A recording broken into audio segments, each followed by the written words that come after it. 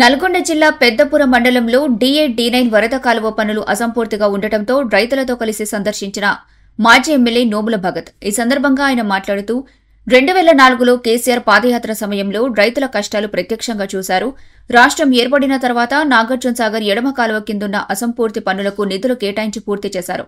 ప్రస్తుతం కాంగ్రెస్ ప్రభుత్వం అధికారంలోకొచ్చాక సాగునీటి పరిస్థితి దయనీయంగా మారిందని, స్థానిక ఎమ్మెల్యే జైవీర్ రెడ్డి ఎటువంటి చర్యలు తీసుకోవడం లేదని ఆరోపించారు. నిత్యం సీఎం వెంట తిరగటమే తప్ప నియోజకవర్గానికి ఏం చేశారో చెప్పండంటూ ఘాటు వ్యాఖ్యలు చేశారు. D9 కాలువ పనులు త్వరగా పూర్తి చేయకపోతే రైతులతో కలిసి పెద్ద ఎత్తున ధర్నా చేస్తామని నోముల భగత్ హెచ్చరించారు. నెల్లికల్ లిఫ్ట్ సంబంధించి కూడా పెద్ద ఎత్తున మేమేదైతే 24,500 ఎకరాలకు మేము దాన్ని డిజైన్ చేస్తే మీరు మళ్ళా దాన్ని 5,000 ఎకరాలకే దాని మొత్తం ప్రాజెక్ట్ని కూడా ముందుకు తీసుకెళ్లే ప్రయత్నం చేస్తున్నారు.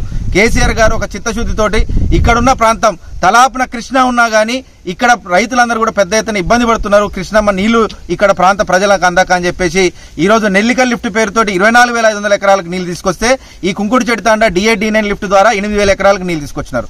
ఈ రోజు ఇదే లిఫ్ట్ ని ఖరాబ్ అయితే పట్టించుకోలేని అసమర్థతలు మీరు అందరూ ఉన్నారు. అక్కడ ఉన్నటువంటి నెల్లికల్ ప్రజలకు కూడా పెద్ద ఎత్తున మీరు అందరూ కూడా వాళ్ళు పొట్టగొట్టే ప్రయత్నం చేస్తున్నారు. తక్షణమే ఇక్కడ D8-D9 లిఫ్ట్ ఏదైతే ఇప్పుడు దాకా చెప్పినామో ఆ పెంటారెడ్డి గారి ఆఫీస్ ఏదైతే ఉన్నటువంటి మన అడ్వైజరీ లిఫ్ట్ ఇరిగేషన్ సంబంధించినటువంటి ఆఫీసులో ఏదైతుందో ఆ ఫైల్ తక్షణమే మూవ్ చేయండి. ఇక్కడ ప్రాంత ప్రజలకు తక్షణమే నీళ్లు అందియండి.